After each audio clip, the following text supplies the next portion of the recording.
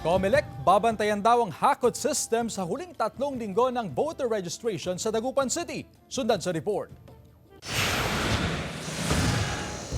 Tuloy-tuloy ang pagdating ng mga magpaparehistro sa tanggapan ng COMELEC sa Dagupan City. Sa huling 3 linggo ng voter registration, mahigpit daw nababantayan ng COMELEC ang hakot system. Ibig sabihin, hahakutin ng isang politiko o tauhan ng politiko, maging ang mga may planong tumakbo sa eleksyon, ang mga residenteng hirap makapunta sa COMELEC upang magparehistro kapalit ng boto. Ayon sa COMELEC, may mga sinusunod silang panuntunan para masabi kung hakot nga bang dagsa ng grupo ng mga magpaparehistro. We are also monitoring kung meron na bang naghahakot ng mga nagpaparehistro.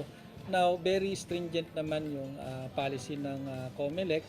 We have to look for a proof na talagang sila ay botante ng Dagupan. Simula sa susunod na linggo, ililipat ang venue ng voter registration sa Dagupan City. Hindi raw kasi kakasya sa tanggapan ng COMELEC ang dagsa ng mga last minute na magpaparehistro. Dahil in-expect na nga natin ang mataas na influx ng queuing registrants, lilipat ho tayo ng registration venue sa isang mall dito sa lungsod ng Dagupan para lang makapag-accommodate tayo ng mas marami. Mahalaga para sa mga botante ang makaboto sa darating na eleksyon. Para mailuklok natin yung gusto natin na maging karapat-dapat po. As of August 2024, kabuang 141,133 na ang registered voters sa Dagupan City. Sa September 30, 2024, ang huling araw ng voter registration. Kasama si Henry Duminsil, Jasmine Gabriel Galban, One North Central Luzon.